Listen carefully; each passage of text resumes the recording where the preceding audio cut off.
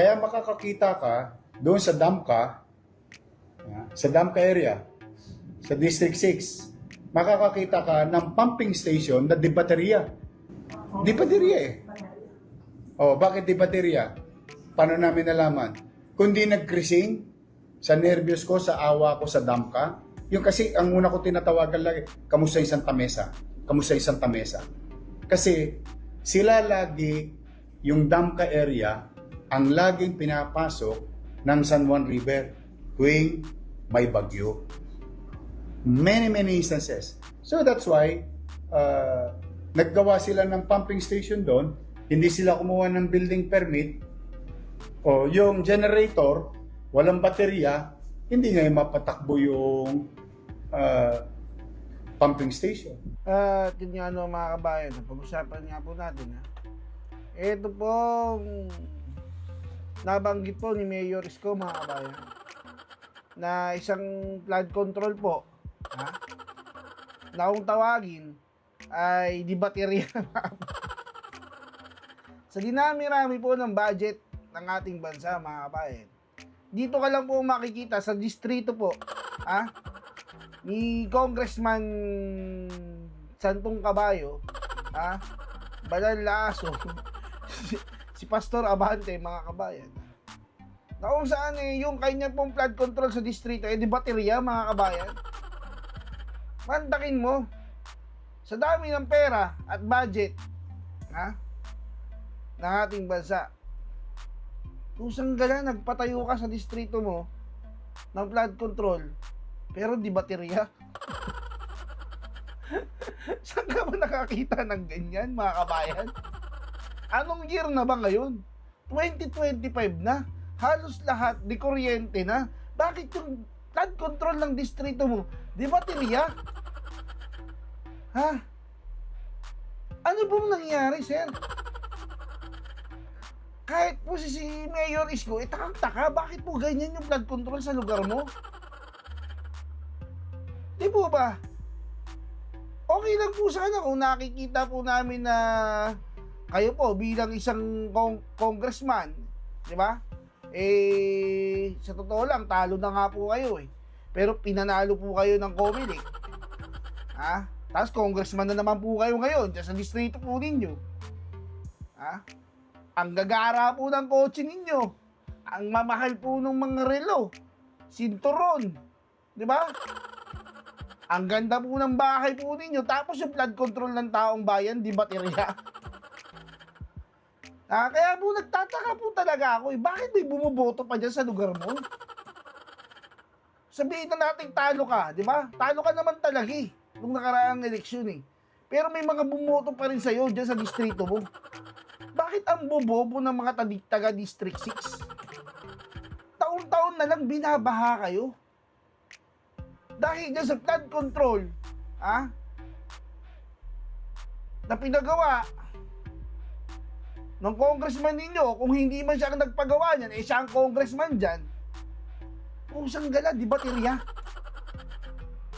Ngayon, siya na naman po ang congressman ninyo, para po doon sa mga bumoto dyan, taga District 6 na lagi pong binabaha, buti nga po sa inyo. Deserve nyo po yan. Kaway-kaway po kayo dyan sa binoto nyo po si Abante. Deserve nyo po yan. Iboto nyo pa po. Sa susunod pag tumakbo, iboto nyo ulit. Kung hindi pa si Mayor Isko ang mananalo, hindi nyo pa malalaman na yung flood control po ninyo, di baterya. Isko po, hindi ba kayo, di ba?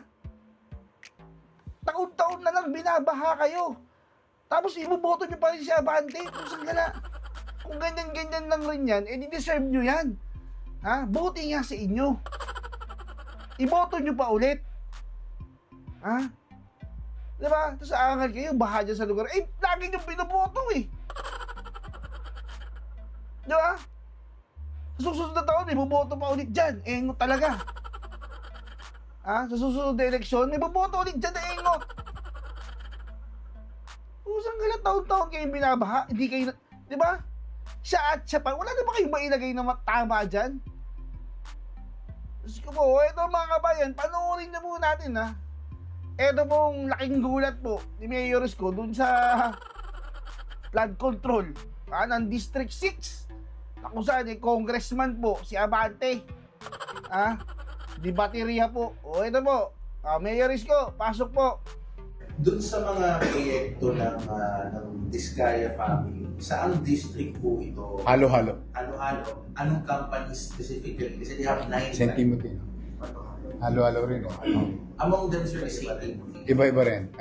Among the names is St. Timothy. St. Timothy. Alright. Mayor, pwede niyo po ba ipaliwanag sa amin yung Sure. konsepto ng contractor's tax? Paano po ba siya binabayaran? Yeah. At what stage of the project implementation or construction siya dapat kinokolekta? Oo.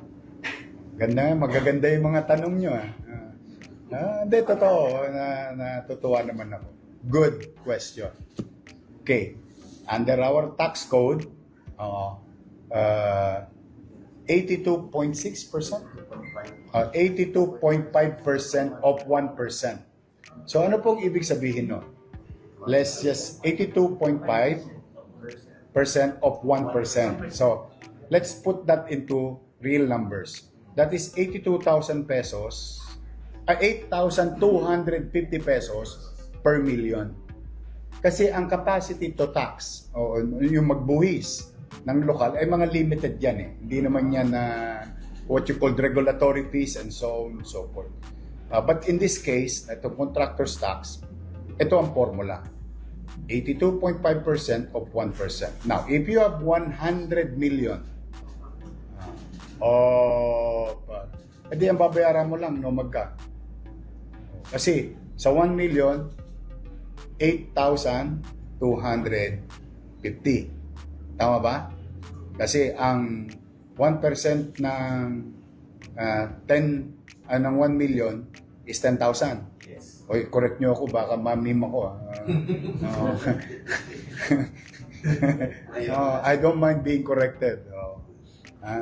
So, 82.5% of 10,000 is 8,250. Now, if you have 100 million, that is only 82,500. It's 800,000. 800,000. 800. Basta yun. Basta yun. Over 800. Over 800. Thank you, Pao. So pag 10 million, 82,000 lang. A very minuscule. And I wonder, and I like your questioning, bakit hindi ito tinutupad? Kasama naman yan sa pakete. Building permit, regulatory fees, clearances, and contractor's tax. Now, that is the question of the past. Ibig sabihin, hindi ko alam. Ayoko naman ng dikdikin pa yung mga nakaraan. Kung sila'y ginawa nila yung trabaho nila, hindi. Wala nang kalkalan. Ano naman na ano lang yan. Baka mapag-anuan ka pa ng politika. O ngayon, ito. We'll show you how it is being done properly by the city government of Manila. Ako. Sir, follow-up lang po Sure. sa projects na yun. So, aside from the contractor's tax, sa palagay niyo po, saan nagkakaroon ng challenge? Is it the collection? Is it yung paghahabol sa kanila? Meron bang Good. Simply because they don't apply construction and building permit. Now, lahat yun, sir? Hindi nag-apply? Wala. Kaya nga sinuwa ko eh. Wala at all, Pao.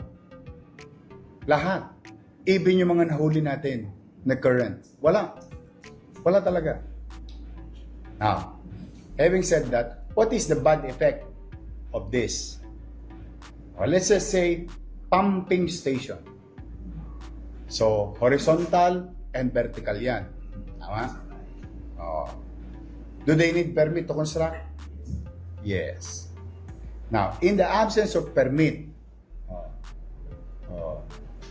hindi ngayon makakapag-apply sa Meralco yung pumping station Simply because wala silang building permit.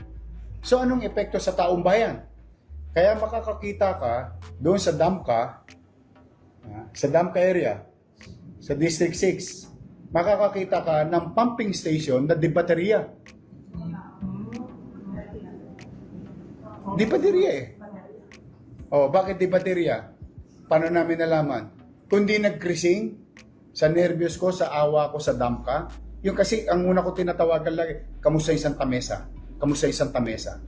Kasi sila lagi, yung Damca area, ang laging pinapasok ng San Juan River tuwing may bagyo. Many instances. So that's why naggawa sila ng pumping station doon, hindi sila kumuha ng building permit, o yung generator, walang baterya, hindi nga mapatakbo yung pumping station. Anong sinita namin, bumili ng bago o tumakbo ngayon. Eh ba't hindi na lang lagyan, siguro the next question in your mind, ba't hindi na lang lagyan ng kuryente ng Meralco? Kasi Meralco in his right mind will not allow a facility without building permit. Yun ang masamang epekto ng walang mga building permit. Kaya nangyayari ngayon, pag tinignan nyo doon, di baterya. Saka lang nung mapatakbo yung baterya, tumakbo yung pumping station sa Damca. Kawawa naman yung mga taga-Damca. Sir, last Sure. from my end. Aside from the Diskaya family, yung mga other contractors like Wawaw, yung mga tinatawag sa Senate, alin dun, sir, or meron din mga ibang companies that outside the Diskaya family na meron ding SOA? I will, for purposes of transparency, I will send you the copy of those issued by the city government. Yan. Sige, ano tayo, Paul, no? May listahan naman yan, plus the amount. In fact, meron kaming general list on how many, no? But I'll give you that detail. Wait. Sige. Mag-name tayo, few. Mag-ano tayo? Random tayo. Pinakamaraming mayor. Hindi, kasi 300 plus to eh. Hindi, I'll give you a copy para kayo na mag-dissect. Dito, let's just say 525, 525, 525 construction, Almen. Salonga, Arcon. Amities. Ayan. Double 12. 8J. Liencio. So, yan yung mga companies na pag mapapansin mo, ito, 1, 2, 3, 4, 5, 6, 7, 8. Page 4 pa lang, 8, GLC. Yung napaila ng kaso. Bibigyan namin kayo ng kopya ngayon before you go para makikita nyo rin who paid o hindi pa nagbabayad. Kasi may nota naman dito. And how much? Of course, project po yan, per project. Kasi contractor's tax based on contract. Ano pala, sir, yung mga already list na lang dito? They still have to pay. Because as I have said early on, the word that I mentioned, accrued, due. You cannot hide with that. Si Bert was si Mayor Bert. Teka, papaserok na tayo. Sige, please. Mayor Bert is Sure. from DCMM. Mayor, ask mo lang po. Meron po ba kayong timeline na para papanagutin yung mga contractor na may tax liability? Ample time. Total, wala na silang dahilan para tumagal pa. 3 taon na nga sila nakatakas. What's there to wait? As I have said, we continue to allow and practice due diligence and try to use diplomacy. But don't take it as a weakness. Because I don't like disorder and all other things as much as we can. Kami, bibigyan ka namin pagkakataon, ikay humingi ng tawad, patatawarin kita. Pero may obligasyon kang dapat tuklin. Yun ang gobyerno. So, I hope they will not push us to the wall to do what is masyadong makasasakit sa kanila. Okay? Next. Yes, Jemba. Mayor, ibig sabihin, lumalabas po yung ating ordinansa sa Luzon ng Maynila na pinaghirapan ng Museo. Yung pong contractor tax ay hindi po pinahalaga ng lahat ng contractor sa Maynila. Ganun nga lumalabas, Jemba. Ganun nga lumalabas. Kasi hindi po pinahalaga kasi dapat lahat sila nagbabayad eh. Kung hindi sila nagbabayad, hindi sa isip nila, pinaliwala yung ordinansa ang pinaghirapan ng City Council. Which we will not tolerate. That's why we're taking action in such a manner that is more, I think, within the limits of the law, within still the bounds of the law. But tayo will continue lang naman to pursue whatever is due and required. Other than that, bala kayo, live and let live ang i-apply ko. Okay? Yung mga diskaya, pinadala nyo lang sa Lahat sila, lahat. Wala tayong pinipili. Walang pinili to. Ayun, nagbanggit na ako, yung based on random, di ba? Lahat yan na padala. In fact, up to Marawi. Lanao del Sur, 8 notices. Marawi City, 4 notices. Ibig sabihin, may mga company nandoon na supposed to be gumagawa ng projects dito sa Manila. Ano po ang naging response nila? Some of them pay. Ngayon, marami nakapila ngayon. No. We don't look at them who they are. Basta meron ka SOA, magbayad ka, natupad mo na yung obligasyon mo sa Maynila. Nakatupad ba sila? Hopefully, they will. So, as of this time, wala pa. Malalaman natin soon. Yeah? Kasi as we speak right now, there are people lining up. I just wanted to update the people on what is the next course of action. Kung ito ba'y tamang action na ginagawa ng Maynila? Question is, di ba? Am I going to keep on telling, ikaw may kasalanan ka. Ikaw may kasalanan ka. Ikaw may kasalanan ka. Wala na mangyayari doon kung puro turo-turo na lang. Kaya nga ako natutuwa sa Senate, ginagawa nila yung trabaho nila. And I think they're gonna do and make actions after everything is said and done. Paghupa ng tubig niyan, lilinaw na yan. I think the Senate will do their part. Now, as a city, we are doing our part. Na yung tamang pamamaraan. At kung may legal obligation sila, dapat nilang tuklin. Kung sila ba'y may criminal offense, whether politiko, ahensya ng gobyerno o kontrakto, pag kami may ebidensya, good luck sa kanila.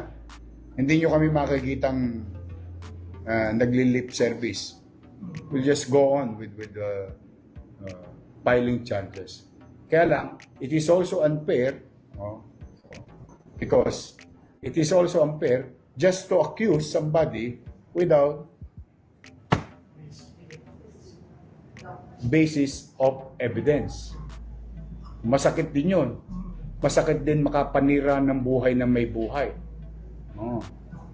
Yeah? Tayo, basta tayo may ebidensya, sagutin nyo sa korte at hayaan ko ang husgado ang magsabi kung sino ang may sala o wala. But once we go, we make sure may hawak kaming medyo matibay-tibay naman na ebidensya. Hindi na siya yung kasi nakakaawa na eh. Saka nalilito lang ang tao. Oh, ako, I'm pretty sure, baka yung mga tao ngayon nagtatanong, ano na? Saan na? Saan ba tayo pupunta? Diba? And even the president, nakita mo yung sabi ng presidente? Kasuhan na. Ano sabi ni Secretary Binz kanina? Tinanggal na. Di ba nakita niyo si Secretary Binz? Took action. Fired. Yun yung sinasabi natin. Tingin ko, yun ang inaasahan ng tao sa atin. Ano yung mga aksyong ginagawa? Abusado ba sila nun? Hindi. Pinatupad lang nila yung batas. At sila na may kapangyarihang gawin yun within their duties and function. Which, that's why, for now, we're very happy of what Secretary Binz is doing under the directive of the President. Because I think whatever they're doing right now is the right path. Whatever the Senate is doing with regard to fact-finding is the right path. What we are doing is to go after what is due to the city is the right path. Yes, ma'am. Nagsabi mo ng ABS-CBN. Sure. Ilan na po flood control projects ang dapat meron na po sa City of Manila as of 2025? 315 yung inisyoan natin ng SOA. Sir, ano po ang nyo, ang office po ninyo, since matagal po proseso niyan, meron po yung hearing, ano po? Walang hiring-hiring. SOA to eh. No, I mean, sir, di ba wala po tayong flood control projects 315? Ano po gagawin, sir, since tag-ulan po niyan? Solusyon po natin din. What will be the course of action of the City of Manila with regard to the flooding? Kasi talagang, ngayon, whether tumatakbo, effective or not, yung mga flood control projects, no, na nagawa na, na subject now being investigated by the Senate, and I hope they will finish soon. I'll let the Senate come up with the final course of action. Tanong, moving on, may gagawin bang flood control project sa Manila? Welcome kayo. Halika, dali niyo yung flood control project sa Manila. Under our time, under our watch. Yes, we will not hinder growth. We will not hinder infrastructure development, particularly with our day-to-day problem sa traffic. Our seasonal problem with regard to flooding. Why not? Okay sila. Gawin nila. Because, to answer your question, the solution to the flooding of Manila and maybe the entire Metro Manila and other parts of the country is the flood control. Under the flood control, there are so many approaches. And one of those is pumping station. Development of our drainage system. Now, yun ang tamang solusyon. Kaya we welcome that. For the meantime, since July 1, we've been doing declocking. And thanks to 896 barangay chairmen and their barangay kagawad and official. Because under Executive Order number 3 issued first week of July, we are directing our barangays every Saturday to unclog, declog yung mga bara sa ating mga drainage. Kami naman, as a city, it's an everyday thing. You can see it in our Facebook. We never, wala pa yatang araw na hindi kami nag-ukay ng imbornal ng Maynila. Nakakaumay na nga, tingnan yung Facebook ko eh. Pag tingnan namin mga comment ng utaw, walang katapos ang linisan to. Yes, because that is a band-aid solution, a temporary solution to cushion the level of water or flooding during rainy days. Huwag nang umabot hanggang segunda ng bahay mo. At least makusyon. And hoping that after the heavy rain or downpour and the waters or liquid coming from the eastern side of the metro going to Manila, after tumigil lang ulan, sana humupa agad. Ibig sabihin, functioning yung aming mga drainage system.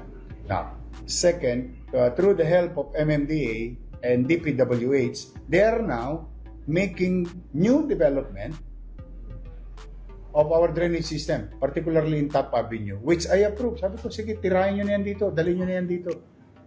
Ang laki yata ganito yata kalaki yung tubo, yung pabilog, no? Sabi ko, ano yun na? Yung nagkita kami nila chairman. So those are the solution. For the meantime, we'll do whatever resources that we have, human resources, equipment, and some logistical resources para to cushion din. At yung gagawin mga drainage system is now under the General Master Plan or General Drainage Master Plan of the city government, which I commissioned in 2022. Lumabas yung kinumission natin pag-aaral ngayon 2025. Nasaktuan mo naman, na ibalik ako ng tao, yun ngayon ang ini-implement ko. So lahat ngayon ang gagawin ng DPWH, ng Maynilad, Manila Water, MMDA, city government, or congressional allotment for their respective district, ay doon na magigiya. May guide na sila. Sir, sabay-sabay na silang It can be. It can be. Alam mo, sa totoo lang, with all honesty, with regard to that question from ABS-CBN, sa totoo lang, if I have 140 billion today, 140 billion yung para ipatupad yung drainage master plan. So yun, wala pa itong flood control sa ilog. Yung mga ganon. Ito yung drainage master plan. Plus catch basin. Mga catch basin in their respective areas. If I have 140 billion, I'll do it sabay-sabay kung hukayin ng buong Maynila.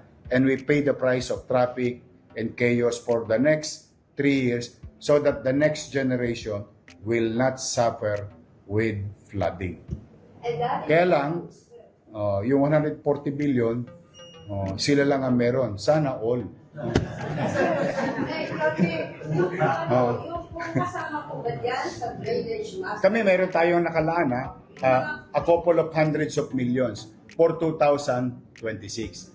How many meters it can reach, that is another thing. Because we're talking of thousands of kilometers of drainage in totality of length. Kaya ang cost nga niyan, mga 140 billion. So yung kasama dyan sa master drainage plan na yan, yung mga creek na... Hindi, yung creek is, yung creek, Yung mga lagusan ng tubig, ikaw yung creek and creek riverside, doon dapat ilabas yung tubig sa drainage. Nagigets nyo? So yung sinasabi ko sa inyong master plan, it's ours. Inland. Kaya ang solution talaga, yung ating flood control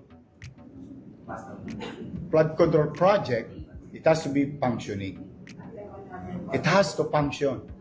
When you build a wall, it has to be a sturdy wall. When you build a pumping station, it has to function as pumping station. Yeah. Sir, update to sa UST. Yung Wala pa eh. Yung second meeting natin, nag-aantabay pa kami. It was an initiative. I have to give credit where is due. I think you've been hearing that many times pag nagkukwentuhan tayo. I have to give that credit to MMDA. It is an initiative of MMDA for España. And we agree. And that's why national government and local government working hand in hand to convince UST community. But at the end of the day, this is private. This is a property owned and operated by so many divisions, and makakapaghintay naman kami. Dahil yung sinasabi nga, good things come to those who wait. Tama ba yung English ko? Sure. And then sure. Mayor, ask mo lang po, ano pong opinion nyo if dun sa lumalabas na parang suggestion na ba't hindi na lang, instead of padaanin sa mga congressman, yung pondo for flood project, ba't hindi na lang idaan sa local government? Mas, I suggested that a month ago. It's just a suggestion. Doesn't mean it's a perfect formula. But 2 weeks thereafter, I think it was Inquirer, I saw it with Inquirer, na nagsabi si Presidente, I think he's in somewhere in Central Luzon when he said that, dapat inform, i-coordinate sa local government yung national project. 2 days ago, the President, again, during the PLP, Provincial League of the Philippines yata yun, sa mga governor, yun din na sinabi. So mukhang mas tama yun. Why? Ito ngayon. Halimbawa lang let's just say, wala tong insidenteng ito muna. Para wala tayong, alisin natin yung Malaysia. Halimbawa, inilaga sa lokal na pamahalaan yung pondo at na nag-implement lokal na pamahalaan.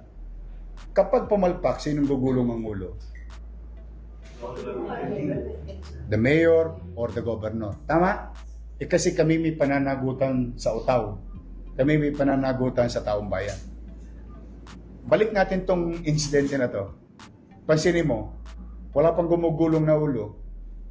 Except that Secretary Vince Dizon today made a very strong move using and utilizing the boundary, the extreme power within the office of the Secretary, firing members of their organization. Sana all ganong mga secretary, yung dala niya yung kanyang mikasa. But kidding aside, di ba? Yun yung ngayon kasi akusa ng akusa magiging mob rule na tayo. Yun naman ang ayaw natin. How could you fire an elected official for that matter? The people will fire the mayor. The people will fire the mayor. The people never forget. If a mayor or local chief executive or any elected official in the locality, gugulong ang ulo ng mga yun. Sigurado ako doon, yung galit ng tao, ibubuhos niya sa halalan. Ngayon, magalit ang tao, pwede niya bang tanggalin ng taong bayan? Yung miyembro ng ahensya ng gobyerno? Hindi.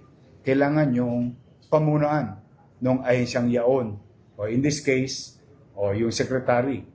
Kaya, maigi na talagang siguro ma-revisit na yung batas. Kasi may mandate yung lokal May mandate may mandato ka. At saka may constituency ka.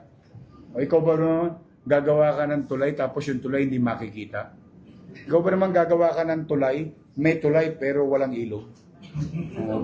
I mean, you cannot lie that kind of works with your constituency, di ba? Hindi mo pwedeng mabudol basta-basta yung nasasakupan. Luis.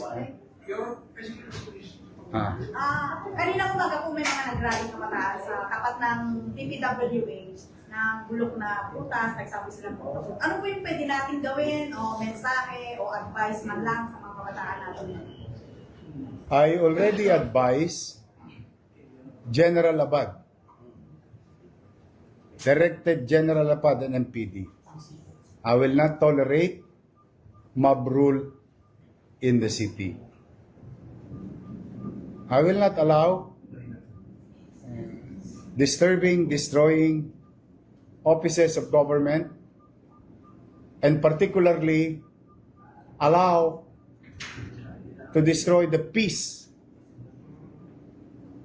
of any individual residing in the city of Manila. My job as mayor and local chief executive is to keep the peace and order situation of our city.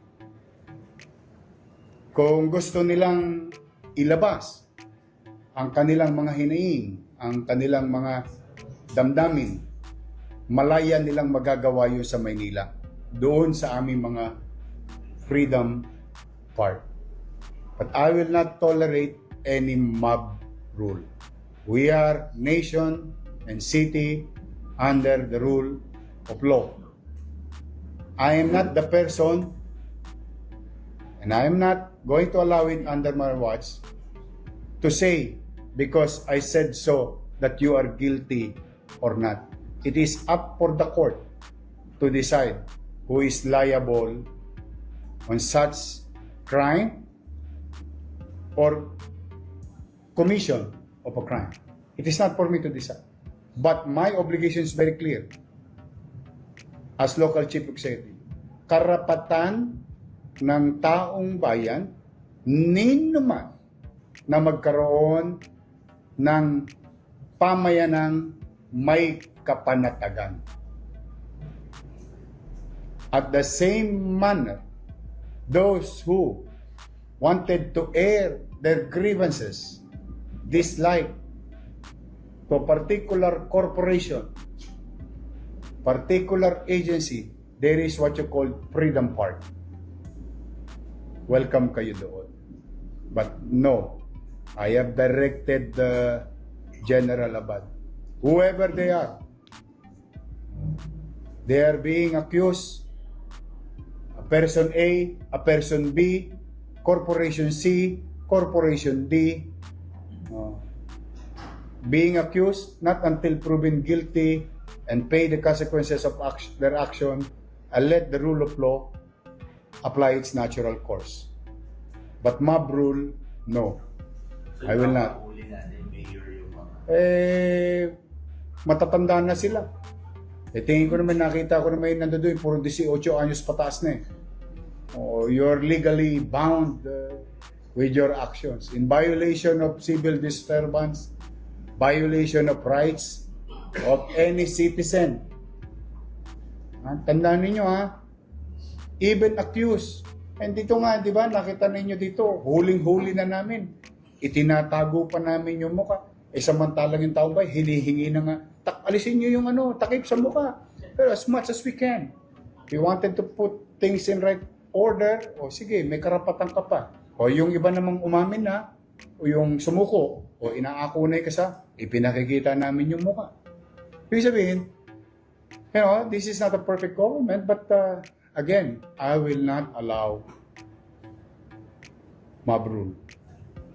It is my obligation na maibigay sa mga taga Maynila, kahit sino pa sila, mahirap sa dilang mahirap, middle class, upper middle class, mayaman. Pag sila'y naghahanap buhay sa Maynila, sila'y naninirahan sa Maynila, may karapatan silang makapamuhay ng may kapanatagan. At tutok din ko ang responsibilidad ko bilang mayor ng lungsod ng Maynila to protect every citizen living, doing business, coming in and out of the city in as much as I can. Loobin nawa ng Diyos. Thank you.